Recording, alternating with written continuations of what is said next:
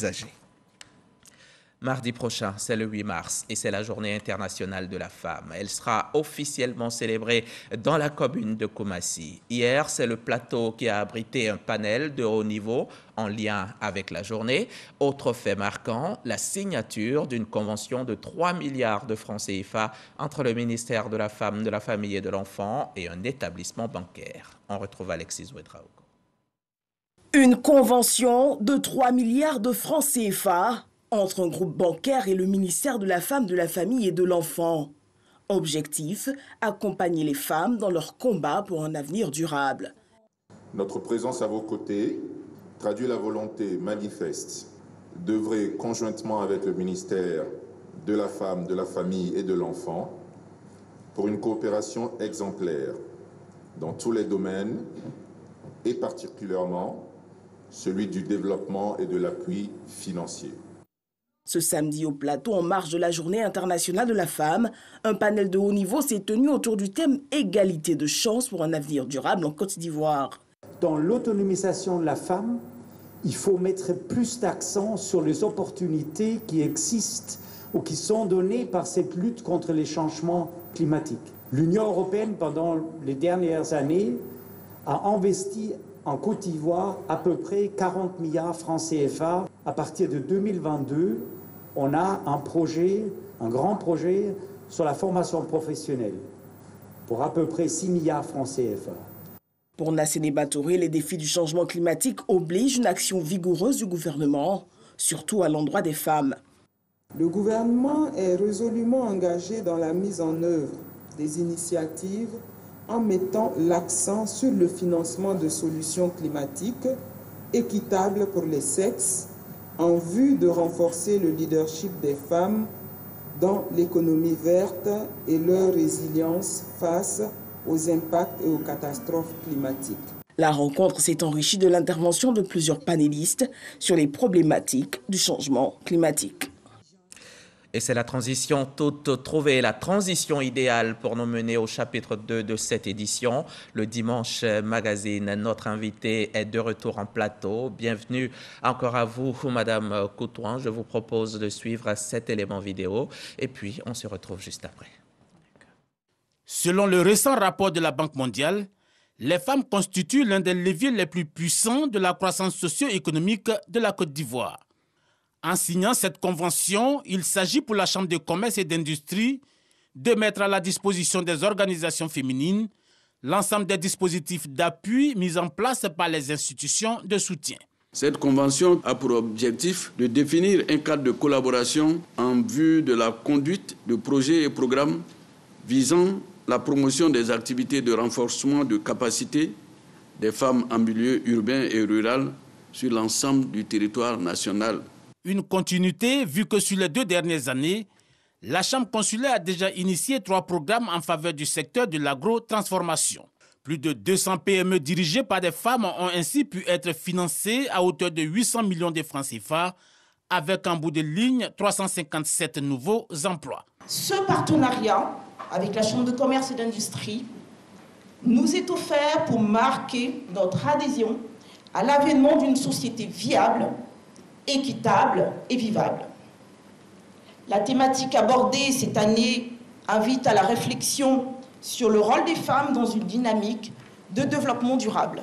Cet appui de la Chambre de commerce et d'industrie, une occasion d'assumer le leadership confirmé des femmes ivoiriennes, notamment en matière de réalisation des projets. On va enfin finir avec l'économie domestique. Il faut que nous soyons plus ambitieuses et que nous rejoignions les hommes au sein des PME. Mais ça aussi, il faut aller ensemble, en union, et protéger cet espace-là.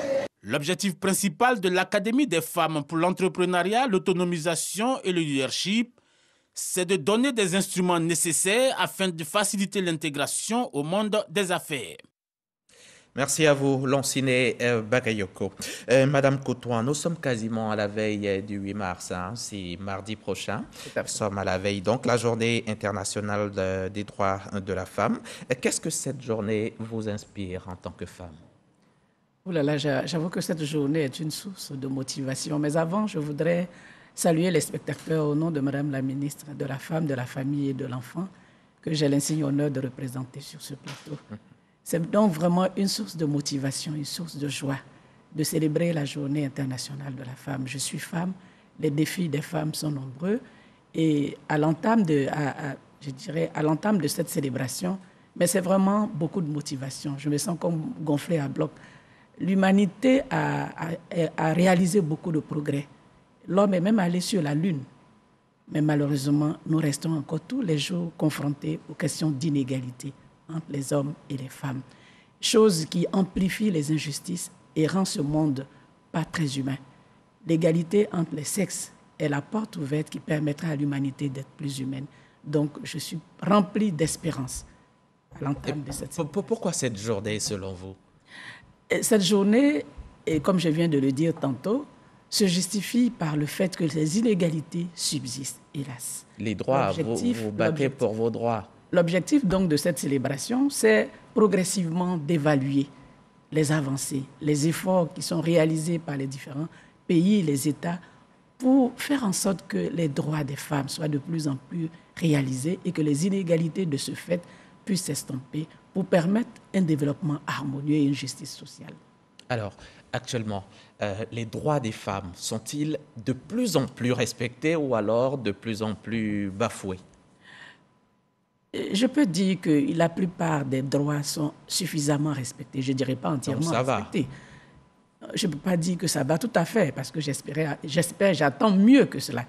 Mais aujourd'hui, nous constatons qu'avec la politique de l'école obligatoire, les petites filles ont accès à l'école. Beaucoup plus d'opportunités sont offertes aux femmes pour réaliser leurs droits. Et tous les droits, que ce soit le droit à l'éducation, à une santé de la reproduction, le droit au travail décent, à un salaire égal, le droit, toutes sortes de droits, des efforts, des avancées notables sont faits dans le monde aussi bien que chez nous. Mais ça ne suffit pas. Bien sûr. À qui la faute, madame? Je ne parlerai pas d'à qui la faute. Ça incombe à qui de faire respecter les droits des femmes? C'est toutes les populations qui doivent interagir. Notamment les femmes? Notamment les femmes elles-mêmes. Qui ne se battent peut-être pas suffisamment. Je ne dirais pas qu'elles ne se battent pas suffisamment. Il ne faut pas attendre la journée du 8 mars, non? Elles n'attendent heureusement pas la journée du 8 mars. C'est tous les jours qu'on les voit se battre.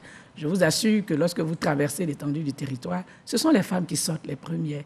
C'est le signe manifeste de leur volonté de vivre et de bien vivre. Elles se battent comme elles peuvent. Les gouvernants aussi font des efforts. Et ces actions concertées devraient progressivement nous conduire à des droits un peu plus respectés. Un peu plus respectés. Le thème cette année, c'est l'égalité aujourd'hui pour un avenir durable. Ça, c'est le thème à l'international. Et le thème national, c'est l'égalité des chances pour un avenir durable en Côte d'Ivoire. Qu'est-ce qu'il faut comprendre par ces thèmes? L'égalité pour la durabilité, c'est ainsi qu'on doit comprendre le thème de cette année. L'égalité pour permettre aux hommes, aussi bien qu'aux femmes, de participer ensemble à la réalisation du développement durable. De toute évidence, il n'est pas possible à l'homme seul de porter le fardeau du développement de l'humanité. Il faut bien que les femmes, à part égale, puissent contribuer pour que l'humanité soit dans un développement qui soit pérenne, un développement pour les générations futures. Et cette lutte contre les changements climatiques incombe aussi bien aux hommes qu'aux femmes.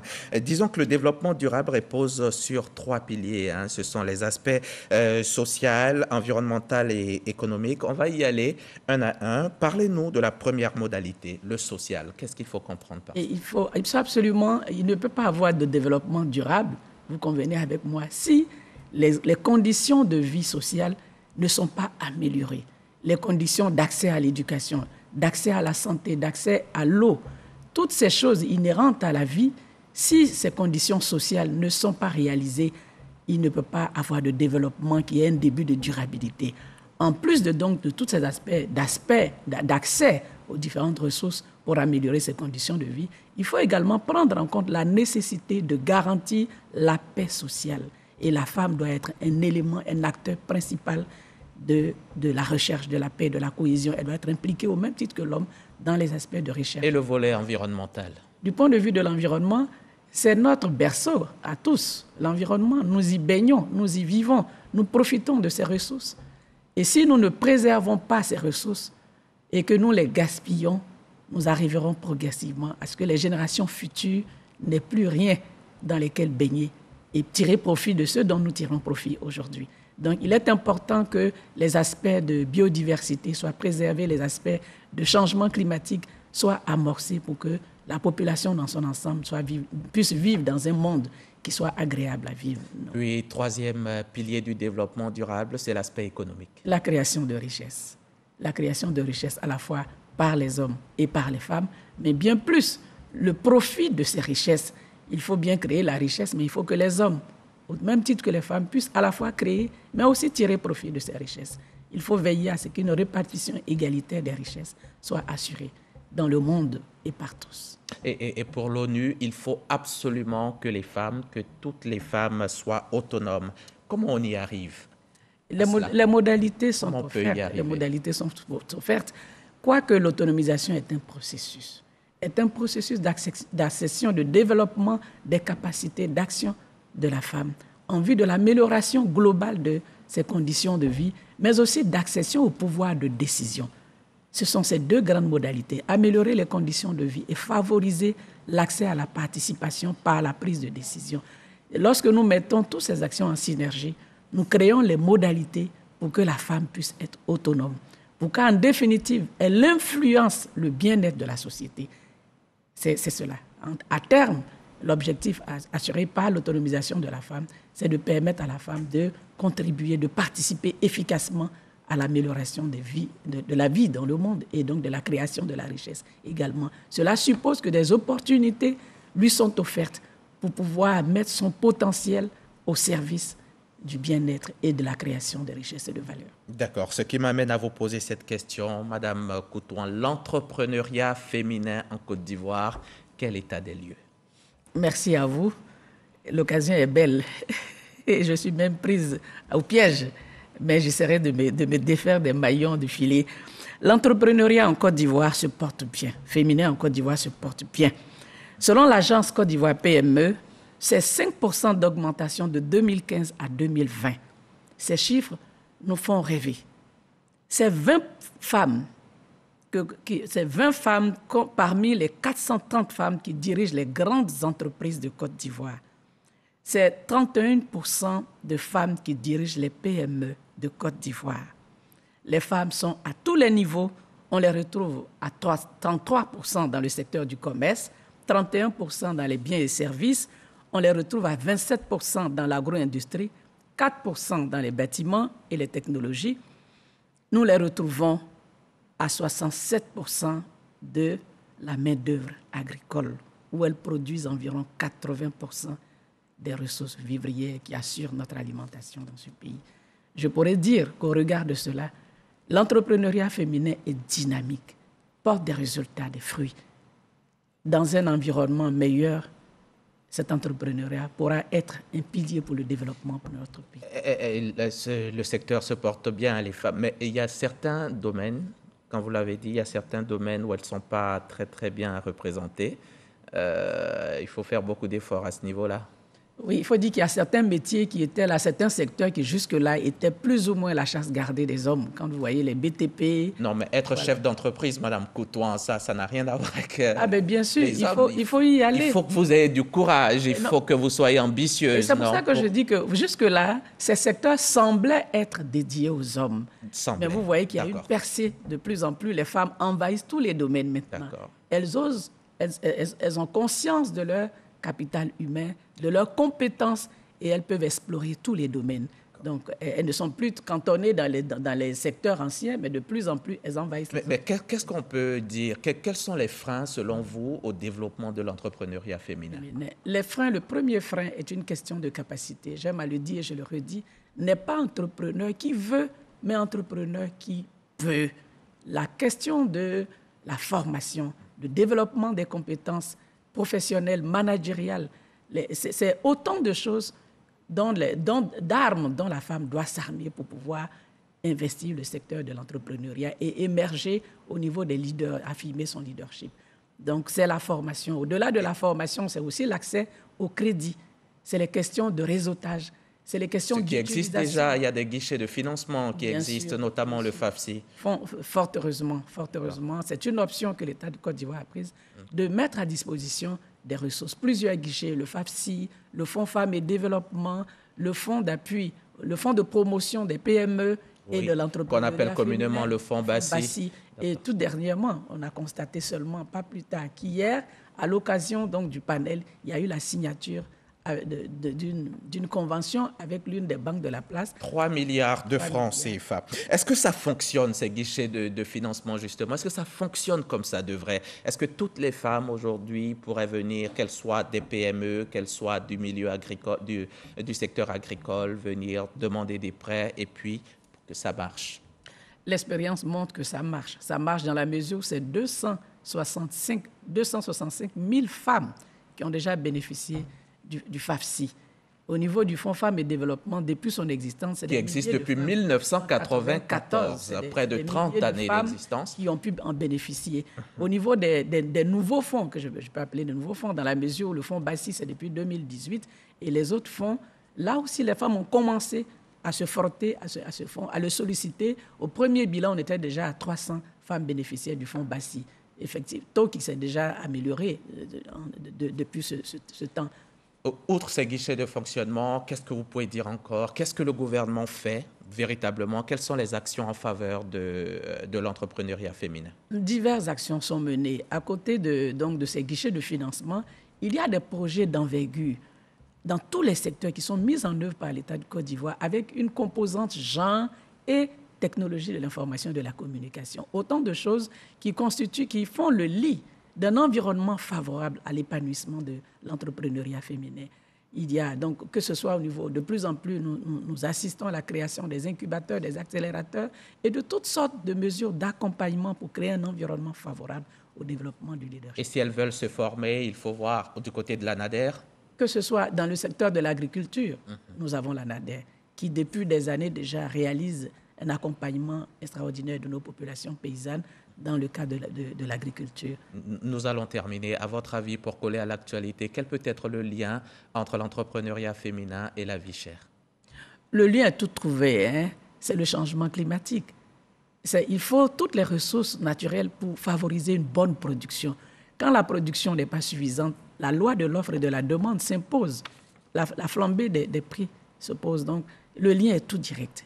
D'où la nécessité, l'appel des Nations Unies à faire de cette journée internationale de la femme un appel urgent adressé pour le financement des activités des femmes qui sont dans le secteur, qui sont les plus exposées au changement climatique, celles qui sont vivant dans le milieu de l'agriculture. Nous en gagnons tous. Merci. Puisque lorsque ça se fait, nous avons à manger, nos assiettes sont bien garnies, nous nous portons bien et le développement est assuré. Le développement est assuré. Merci Madame Coutouan. Félicité Coutouan, vous êtes directrice de l'entrepreneuriat féminin au ministère de la Femme, de la Famille et de l'Enfant. Vous êtes venue nous parler des acquis socio-professionnels et de l'entrepreneuriat féminin en prélude à la journée internationale qui sera célébrée mardi prochain. On l'a compris, la femme qui est installée dans un environnement favorable peut exceller dans tous les domaines d'activité et influencer de façon positive le développement de notre nation. Merci encore d'être venu. Bonne célébration du 8 mars. Merci à vous aussi, chers téléspectateurs. Merci de votre confiance, merci de votre fidélité. Et bon dimanche sur la chaîne qui ressemble.